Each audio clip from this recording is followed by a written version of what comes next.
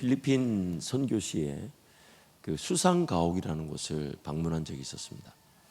수상가옥이라는 것은 집이 없는 분들이 해변가, 그 얕은 물가에다가 대나무를 이렇게 꽂아가지고 기둥을 만들고 그 위에다가 이제 대나무로 집을 짓는 것이죠.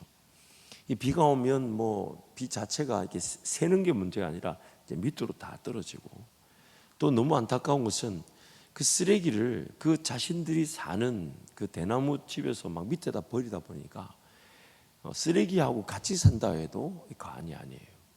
그때도 비가 조금 추적추적 왔을 때니까 그 통로 사이를, 대나무 길이라고 만들어 놓은 통로 사이를 걸어가는데 쉽지 않았습니다. 근데 감사한 것은 거기에도 그래도 교회가 세워져 있었어요. 그래서 선교사님이 이제 대나무를 꽂아가지고 좀 더, 그러니까 그 수상가옥 끝부분에, 제일 끝부분에 한쪽 이제 그 공간을 좀 넓혀가지고 새로운 어떤 대나무를 꽂고 대나무로 바닥을 하고 제 집을 창고처럼 해놓은 거죠. 대나무로 지어놓은 거죠. 그래서 그 수상가옥 이제 방문해서 거기서 이제 그 수상가옥에 사는 빈민촌이죠.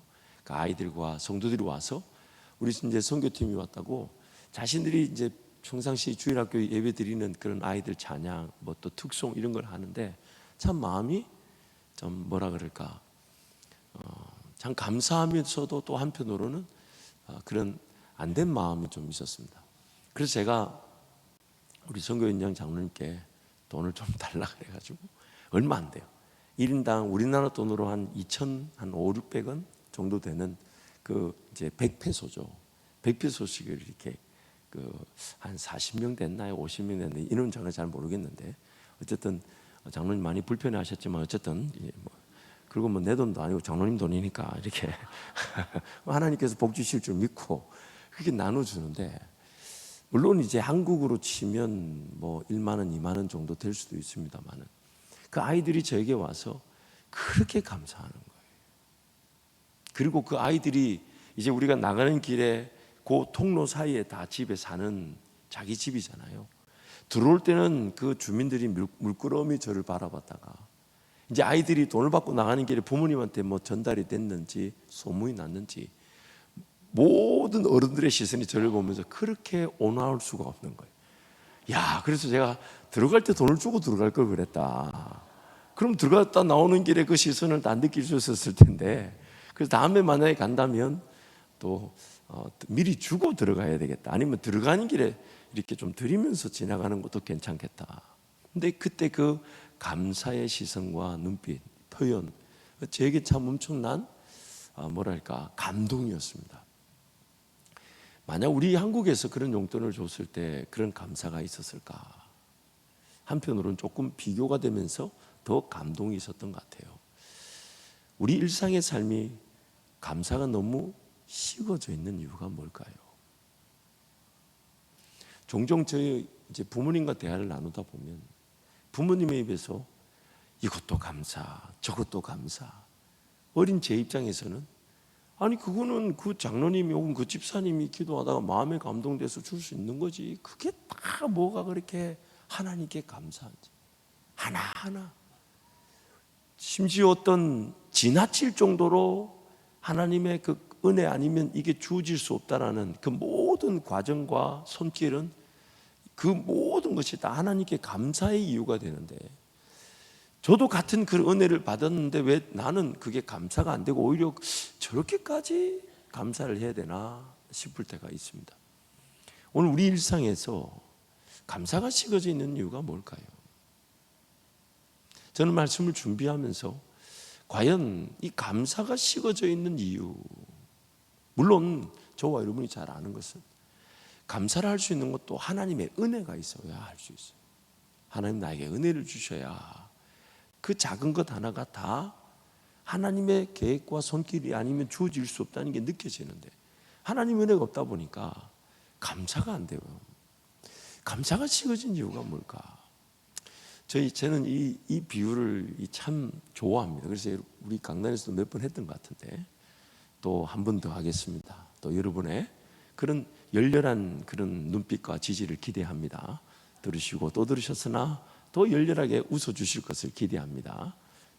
지금 웃는 건 아니고 지금 웃을 필요는 없고요. 이집트에 한 상인이 있었다 그러죠. 경제적으로 너무 어려워서 도대체 이 어려움을 어떻게 하면 난간을 극복할 수 있을까? 자기가 그 어려움을 한번 이렇게 계산을 해봤다 그래요. 그러니까 대략 그때 제가 어떤 예화책에서 본 건데 그 상인이 자기가 이 정도 금액이면 내가 이 어려움을 이길 수 있겠다. 그래서 금액이 정확하게 생각하는데 예를 들면 한 5만 불이라고 합시다. 5만 불이면 우리나라 돈으로 한 5, 35, 한 6,500만 원 정도 되겠죠. 한 5만 불 정도면 이 어려움을 이길 수 있겠다. 자기가 그렇게 생각하고 그 돈을 어떻게 하면 구할 수 있을까 고민하다가 자기가 섬기는 알라 신에다가 편지를 썼다는 거죠. 알라 신이시여, 내가 이 경제적 위기를 타개하기 위해서 5만 불이 필요합니다. 5만 불을 좀 주십시오. 이렇게 편지를 써서 이제 우편 봉투에다가 이제 자기 이름 쓰고 받는 분 알라 신 이렇게 쓴 거 우체통에 넣은 거예요.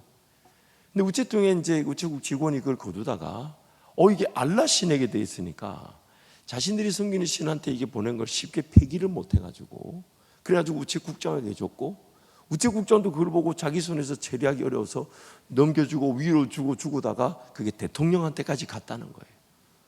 그래가지고 이제 대통령이 그 뜯어보니까 한 지역에 있는 상인이 경제적 어려움 위기 극복을 위해 5만 불을 알라 신에게 달라. 그게 이게 기도 제목처럼 적혀 있으니까 그게 너무 이제 그 가력했든지 대통령 이름으로 딱 절반인 2만 5천 불을 보내준 거예요. 2만 5천 불을 딱 보내줬어요. 그 상인이 2만 5천 불을 딱 받는 순간 얼마나 귀한 일입니까? 그렇죠? 편지 한 통 보내가지고. 근데 그 상인이 이렇게 반응했다는 거죠. 나는 분명히 알라 신에게 5만 불을 달라 했는데 대통령이 중간에서 반 띠먹고 나머지 반만 나한테 보냈다. 이렇게 반응을 했다는 거죠. 오늘 저와 여러분의 삶에서 감사가 없는 이유가 뭘까요? 왜 감사가 없는 걸까요? 뭔가 상대적인 축복이 없어서 그런 걸까요? 여러분 어떤 청년이 제가 이게 잘 안 보여서 안경을 좀 벗고 이렇게 아버지 여러분은 지금 안 보입니다. 그러니까 여러분 안 보고 설교하는 게 더 좋을 것 같기도 해요. 어떤 여러 회사의 한 청년이 이력서를 냈다고 합니다. 근데 매번 떨어지는 거예요. 자신에게는 배운 것도 없고 잘난 부모도 없고 내세울 만한 학벌이나 외모, 스펙이나 기술 어느 것 하나 가진 것 없다 하면서 스스로를 한탄했다고 합니다. 세상이 자신만 따돌리는 것 같고 자신만 외면하는 것 같고 자신만 손해를 보는 것 같아 눈물이 나왔대요. 그래서 의기소침하여 시간만 허비하고 있는데 한 친구로부터 편지가 왔는데 그 친구는 한 번의 실수로 이제 교도소에 수감되어 있는 친구였대요. 근데 그 편지에 이렇게 쓰여 있었답니다. 친구야, 자유가 있는 자네가 정말 부럽다. 자유가 있는 자네가 정말 부럽다. 그래서 그 편지를 받고 난 다음에 바람이나 쐴 겸 버스를 탔는데 주름이 유난히 많으신 할머니가 그를 바라보며 이렇게 말씀하셨다 해요. 내게도 한때 자네 같은 젊음이 있었지. 젊음이 있는 자네가 부럽네 그려. 그러자 그 옆에 있는 할아버지가 덧붙여 말씀하시기를 우리는 인생이 날이 얼마 안 남았는데 앞으로 살아갈 날이 많은 자네가 참 부럽다. 그 젊은이는 그 길로 입원해 있는 한 친구에게 병문안을 갔다고 합니다.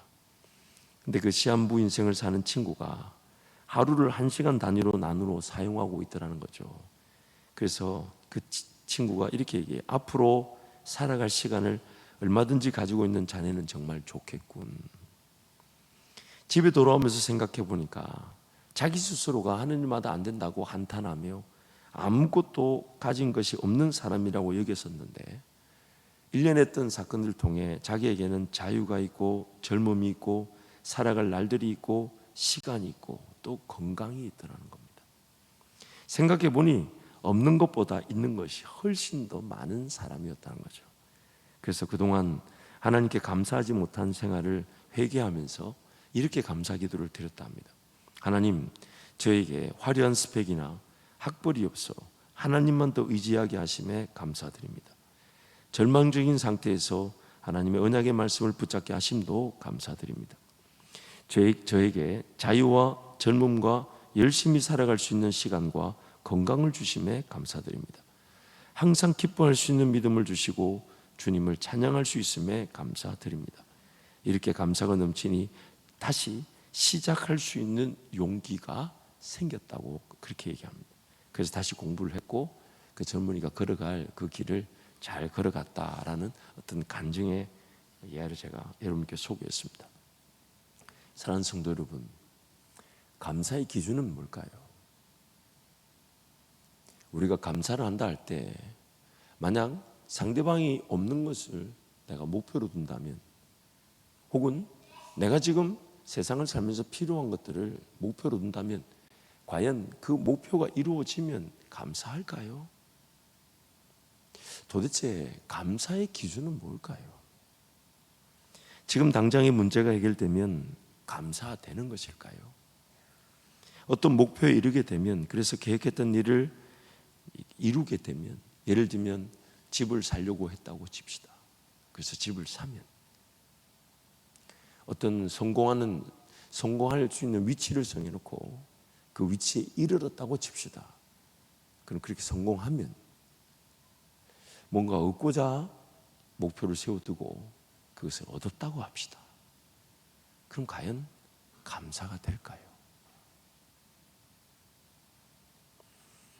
도대체 감사의 기준이 뭘까? 오늘 본문 이야기는 우리에게 너무 잘 알려진 얘기죠. 예수님께서 한촌을 지나가시다가 10명의 이제 그 나병 환자들을 만나게 됩니다. 근데 그들에게 제사장에 가면서 몸을 보혈 했을 때 그 나병 환자들이 가는 길에 치료를 받게 되죠. 근데 공교롭게도 한 명의, 그것도 이방인이라 불리는 사마리아인 한 사람만 큰 소리로 하나님께 영광을 돌리며 예수께서 감사할 때 예수님 물으시죠. 10명이 치유받지 않았냐? 나머지 9은 어디 갔느냐? 어디 갔느냐? 그 9이 감사하지 못한 이유 여러 가지가 있을 수 있겠지만, 오늘 제가 여러분과 나누고 싶은, 그들이 감사하지 못한 것은 감사의 기준이 틀렸기 때문인데, 그 감사의 기준이 뭐였냐면, 지금 내 눈앞에 보이는 문제, 어려움이 해결되고 나면 내가 하나님을 감사로 예배하겠지라고 착각했던 겁니다.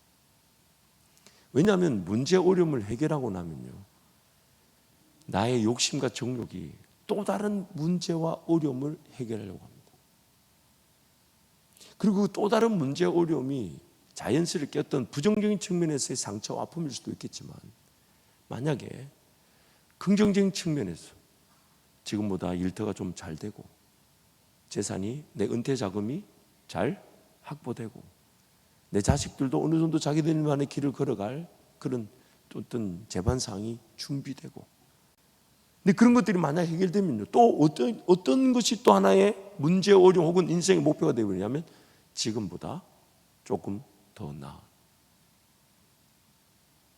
감사의 기준이 어디에서 휘둘리게 되냐면, 내가 뭔가 얻고, 내가 뭔가 취하고, 내가 뭔가 누리고, 내가 뭔가 이루고, 내가 어딘가에 섰다고 여겨지는 그 자체가 감사의 기준이 되는 순간 우리는 하나님께 감사가 되지 않더라는 거죠. 그러면서 오늘 본문 말씀에서 우리에게 그 감사의 기준이 뭔지를 분명히 말해줍니다. 그것은 바로 인생의 모든 순간에 어떠한 일이 닥치든지 간에, 어떠한 어려움이 생기든지 간에, 어떠한 문제가 생기든지 간에 그 문제와 어려움 속에 나와 동행하시는 예수님이 함께하고 계신다는 것, 그것이 감사의 기준이라는 거예요. 그것이 감사의 기준이라는 거예요. 내 문제가 해결되고 어려움이 해결되고 뭔가 더 나은 삶이 되고 더 주어지고 해서 그것도 마땅히 감사해야 되는데 우리가 더 감사할 줄 모른다는 거예요. 마치 제사장에게 몸을 보이러 가는데 예수님 말씀처럼 몸을 보이러 가는 그 길에 몸이 다 나와버렸어요. 그러면 그 감사가 나와야 되는데 왜 안 왔을까요? 이전에 문제는 해결됐지만 몸이 다 낫고 보니까 또 다른 문제가 있는 거예요. 어떻게 사나? 어디 가서 사나? 무슨 직장으로 사나? 어떻게 돈을 버나?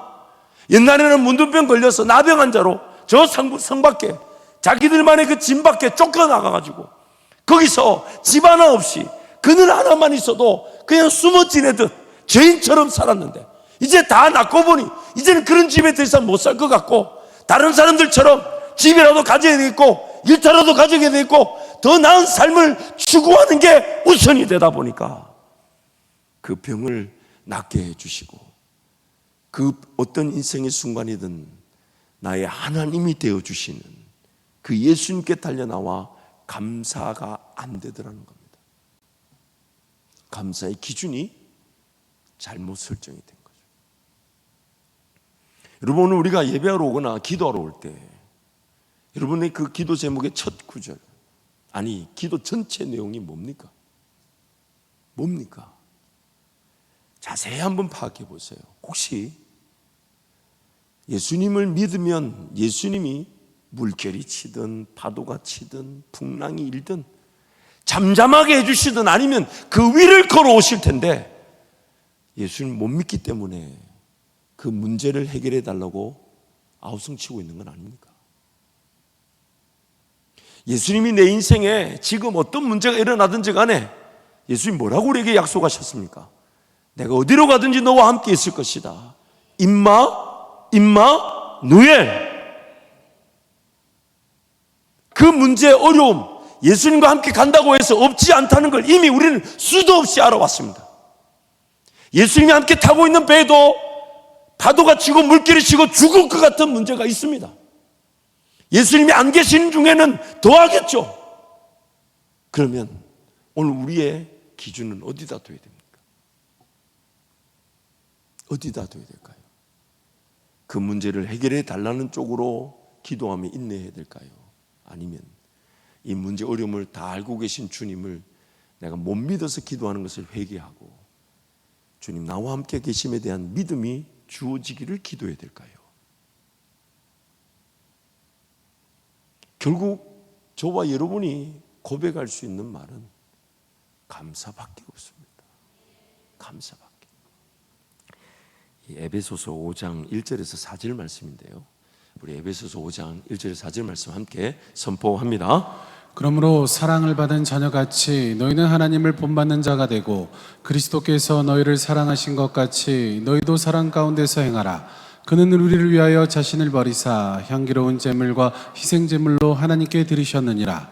음행과 온갖 더러운 것과 탐욕은 너희 중에서 그 이름조차도 부르지 말라. 이는 성도에게 마땅한 바니라. 누추함과 어리석은 말이나 희롱의 말이 마땅치 아니하니 오히려 감사하는 말을 하라. 오히려 감사하는 말을 하라. 이걸 메시지 성경에서 이렇게 번역했어요. 우리가 사용해야 할 언어는 감사입니다. 우리가 사용해야 할 언어는 감사입니다.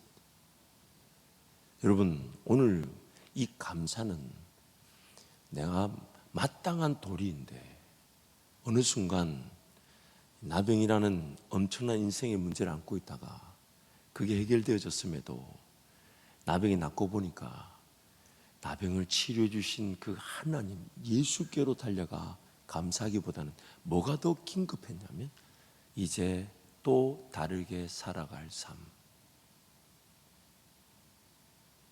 이제 나병이 치료받았으니 나병이 치료된 이 상태에서 먹고 살아야 된다는 또 다른 문제가 예수님께 아마 이렇게 얘기했을까? 감사하지, 고맙지.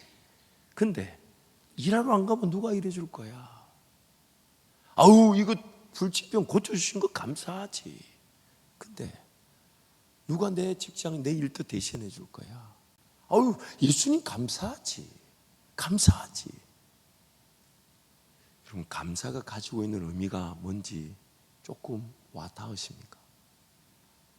말로만 하는 게 아니라 삶의 진정한 고백인 거죠. 내 인생, 여러분, 들의 불을 보고 공중의 새를 보라 하시면서 그것들이 뭘 입어야 될지 뭘 먹어야 될지를 염려하지 않는 것처럼 하나님이 돌보신다면 하물며 너희일까 보냐. 어제 우리 바이블 타임 성경 6장, 마태복음 6장의 근행이 나오지 않습니까? 읽은 자들은 읽었을지어다. 이상한 말을 하는데 어쨌든 근데 보세요 여러분, 우리가 지금 질문을 던져야 될 것이 내가 하나님 그분을 예배하는 자라면 내 삶을 오늘 하나님께서 데려가신다면 이 세상 자연 만물이 하나님 그분의 능력과 권세로 창조되어진 질서라면 하나님 그분의 손길에서 그 법칙과 질서가 벗어나지 않고 보존되고 있고 다스려지고 있고 섭리되어지고 있다면 또한 나 같은 죄인을 그 어떤 질병의 중환보다 나의 지옥 가는 이 죄를 예수님이 십자가에 달려 죽으셨다면 오늘 우리에게 뭔가 다른 게 더 채워져야만이 하나님을 예배할 수 있는 건가요? 한번 그렇게 질문을 던져보자고요. 성경이 어디까지 얘기하고 있습니까? 이렇게 얘기합니다. 하나님은 더 사랑할 수 없을 만큼 다 사랑하셨대. 하나님은 자기 아들을 아끼지 않으시고 다 주셨대요. 그래서 이거보다 더 큰 사랑이 없고 더 추가적인 사랑이 필요가 없고 추가적인 능력이 필요 없다. 그러면 오늘 내 삶은 그것을 믿는다면 뭔가 인생의 문제, 어려움을 해결하는 것이 우선인가요? 하나님이 다 주셨다면 그걸 확인하는 게 우선인가요? 이거 없다 저거 없다 그런 거 핑계가 될 수 있을까요 없을까요? 이것 때문에 예배하러 못 간다 저것 때문에 기도하러 못 간다 다 변명인 거죠. 왜요? 하나님 그분이 나와 함께 하심이 안 믿어지니까 이거부터 해야 될 것 같고 저거부터 처리해야 될 것 같고 이렇게 돈 벌어야 될 것 같고 이렇게 일해야 될 것 같다고 착각하죠. 물론 그 믿음 없는 중에서도 그 일하는 자리에서 어떻게든 예배를 드리려는 그런 거룩한 몸부림과 정말 하나님을 갈구하는 자세는 너무 귀한 일이죠. 그걸 제가 폄하하지 않는 게 아닙니다. 하지만 자기 개인에게 한번 질문을 던져봐야 되죠. 하나님이 오늘이라도 세상이 끝이다 하시면서 예수 재림의 날을 혹은 내 개인의 종말을 내 삶을 끊는다 하신다면 오늘 나는 뭐 해야 됩니까? 결국 오늘 내 삶의 모든 자세는 어디서부터 결정이 되냐면 정말 살아계신 하나님이신 예수께서 나와 함께하고 계심을 내가 얼마나 믿고 있는가. 하나님은 그 십자가 사랑, 예수님의 십자가 사랑 그것이 전부다. 그것이 끝이다.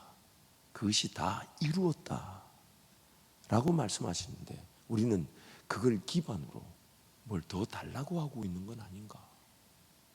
더 해결해 달라, 더 채워 달라, 더 이루어 달라. 그리고 그런 게 이루어지고 해결되면 참 내가 선교를 위해 헌신하고 복음 전파에 살고 주의 나라를 위해 걷겠습니다. 순서가 바뀌었죠. 순서가 바뀌었죠.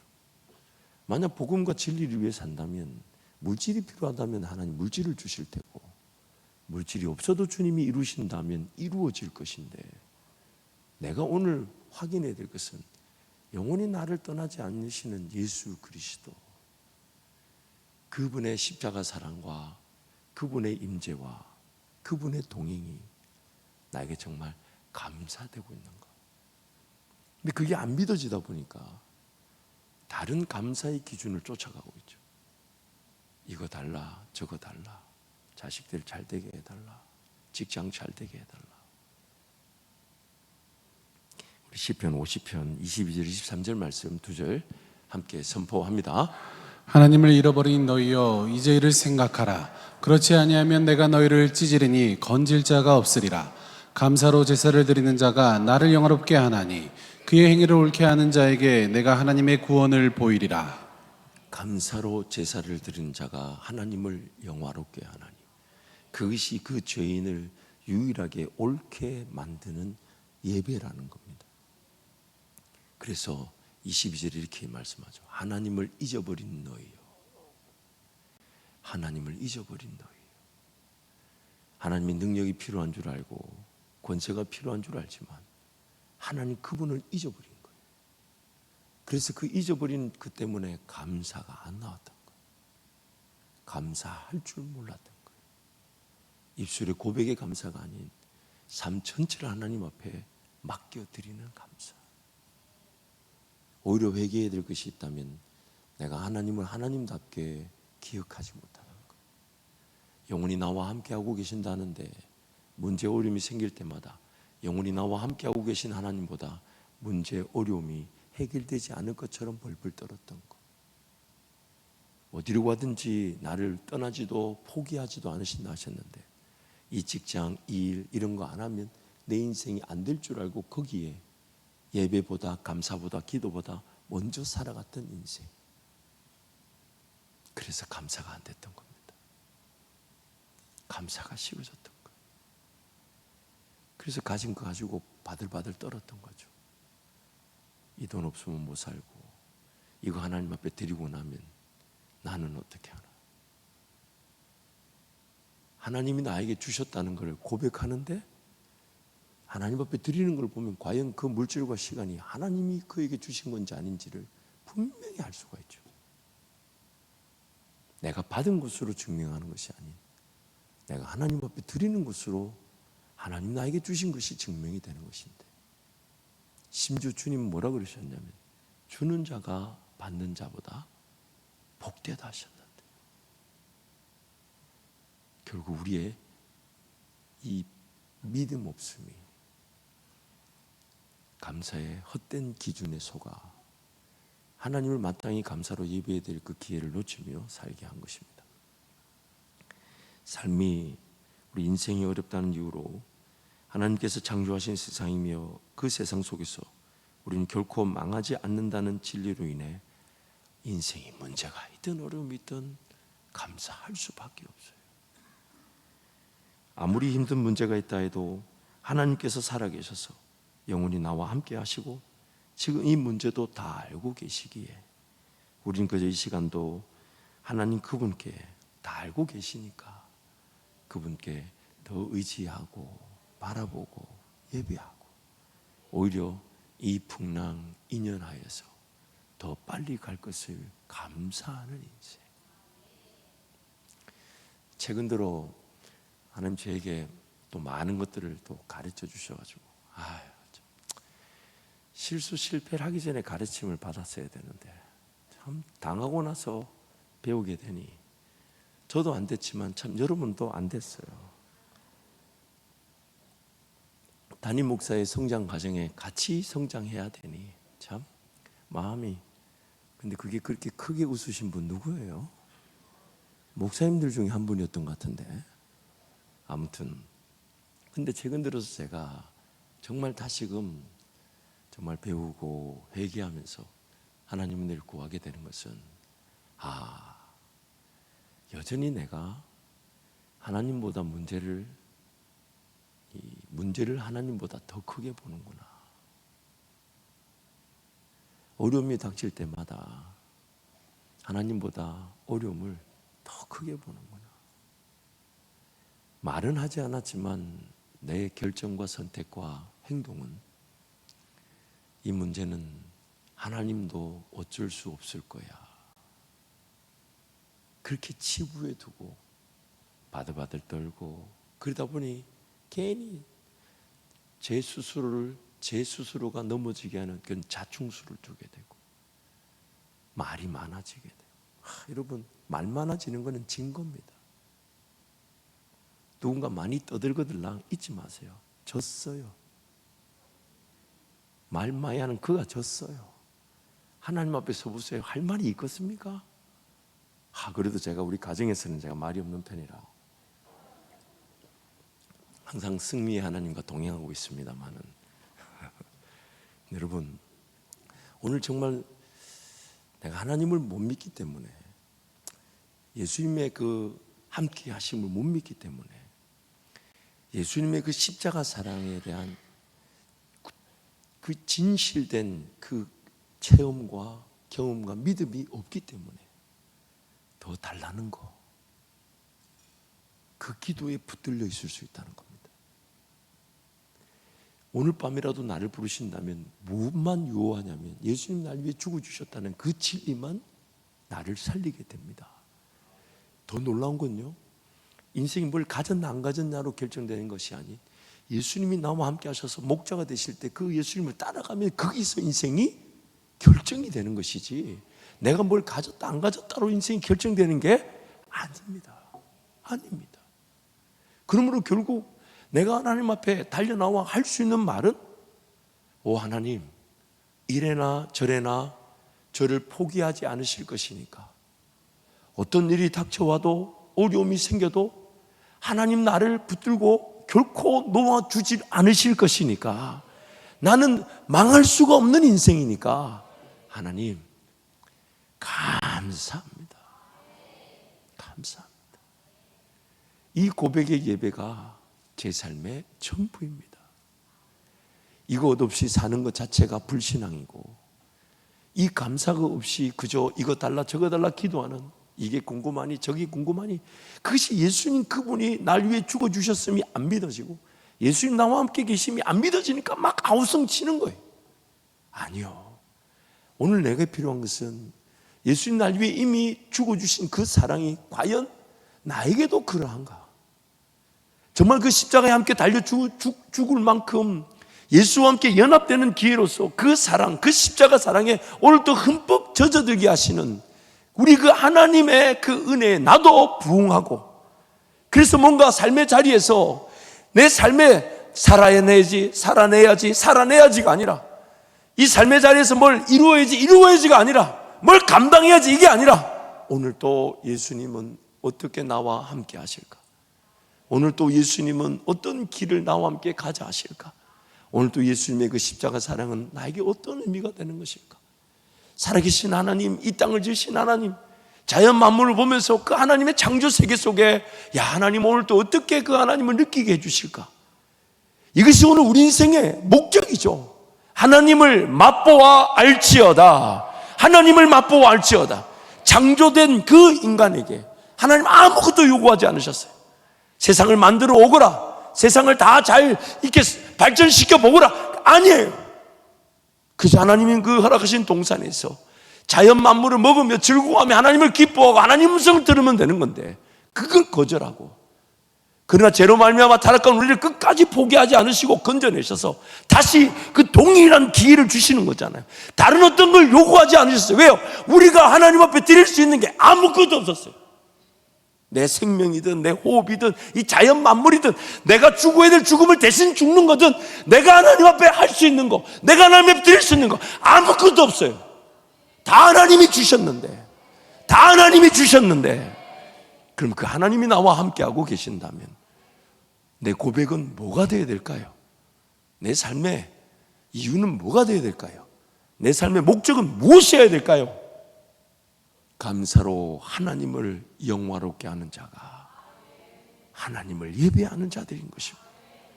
하나님을 잊어버려가지고, 안 믿어져가지고, 안 받아들여져가지고, 이거 해결해달라, 저거 도와달라, 이 길 가게 해달라, 저거 심지어 나로 믿어지게 해봐라. 지옥 가는 겁니다. 지옥 가는 거예요. 안 믿어지면 그럼 창조 사실이 부인됩니까? 안 믿어지면 내 인생이 안 살 수 있습니까? 안 믿어지면 삶이 그냥 그대로 가만히 있을 수 있습니까? 아니요, 나만 어리석은 거예요. 오히려 믿을 수 있는 기회가 있다면 뭘까? 누군가가 믿어진다는데 나는 안 믿어진다면, 안 믿어지는 애를 안 믿어지는 기준에서 나를 만족시켜 달라 할 게 아니라, 믿어질 수 있는 은혜는 뭘까? 사람의 본분이고 마땅한 도리인 것입니다. 이 사마리아 한 사람, 나병에서 고침을 받은 이 한 사람이, 공교롭게도 유대 백성도 아닌 사마리아 사람이 예수께 와서 큰 소리로 영광을 돌리니까 9명이 맛보지 못한 은혜를 예수님 그에게 주십니다. 그게 뭡니까?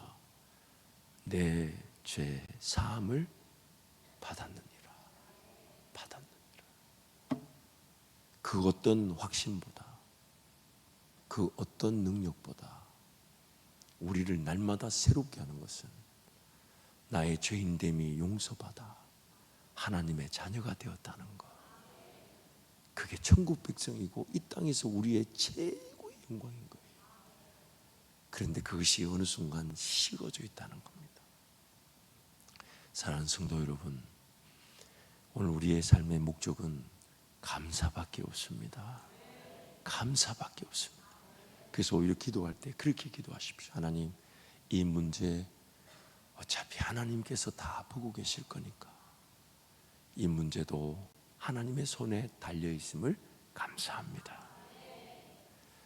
제가 필요한 것들 있어야 되는 거, 나에게 호흡을 주신 분이 하나님이십니다. 여러분 한번 생각해 보세요. 인생에게 내가 필요한 것들, 어떤 것들이 있을지 모르지만 호흡이라는 이 자체가 최고의 기적 아닐까요? 안 그렇습니까? 우리는 너무 이렇게 주어진 거니까 그냥 그러려니 하고 살지만 뭘로 호흡을 만들 수 있겠습니까? 아니, 물로 내 숨을 쉬게 할 수 있겠냐고요. 금이 되겠습니까? 은이 되겠습니까? 그러면 이 호흡하는 이 자체만으로도 우리는 감사할 수밖에 없죠. 아니, 이렇게 고백할 수 있죠. 이 호흡이라는 기적을 주신 분이 하나님이시라면 내 지금 인생에 필요하고 있어야 될 것을 채우시는 것은 아무것도 아닌 거죠. 아무것도 아닌 거예요. 오히려 그 문제 어려움을 해결하려고 인생에 아둥바둥거리며 살기보다는 차라리 하나님 앞에 예배하러 와서 하나님, 제 힘으로 할 수 있는 건 하나도 없습니다. 어차피 이 땅에 태어나게 하신 분도 하나님이시고 살아갈 능력을 주시는 분도 하나님이시고 이 문제 어려움, 심지어 내 죄로 말미암아 내가 실수했고 내가 실패해서 내 죄로 말미암아 발생된 문제랄지라도 하나님이 저를 용서해 주시면서 그 문제를 다루어 주실 거니까 그것도 하나님의 영광의 기회가 될 줄 믿습니다. 모든 것이 합력하여 선을 이루신다 하셨으니, 심지어 죄가 더한 곳에 뭐가 더 넘친다고요? 은혜가 넘친다 하셨으니, 물론 은혜를 누리려고 나 또 죄 지어야지, 그것이 아니라 이 죄인됨을 피할 수 없어 그 죄를 또 만들어냈다면 이미 지나간 일에 대해 하나님 앞에 갖다 드리면서, 하나님, 이 죄인됨까지도 하나님의 은혜가 넘치게 하셨나 하셨으니 하나님, 저를 불쌍히 여겨주시되 이 과정을 통해 저를 더 빚어내시고 정결케 하실 하나님께 감사합니다. 감사합니다. 감사합니다. 하나님 감사합니다. 하나님 감사합니다. 그런 의미에서 우리 감사합니다, 우리 힘차게 한번 3번 선포합니다. 시작. 감사합니다. 더 감사합니다. 갈수록 더 감사합니다. 감사했더니 기적이 일어났습니다. 감사합니다. 더 감사합니다. 갈수록 더 감사합니다. 감사했더니 기적이 일어났습니다. 감사합니다. 더 감사합니다. 갈수록 더 감사합니다. 감사했더니 기적이 일어났습니다. 아멘. 말씀을 정리하겠습니다. 로마서 1장 21절 말씀, 우리 로마서 1장 21절 말씀 함께 선포합니다. 하나님을 알되 하나님을 열망하기도 아니하며 감사하지도 아니하고 오히려 그 생각이 허망하여지며 미련한 마음이 어두워졌나니.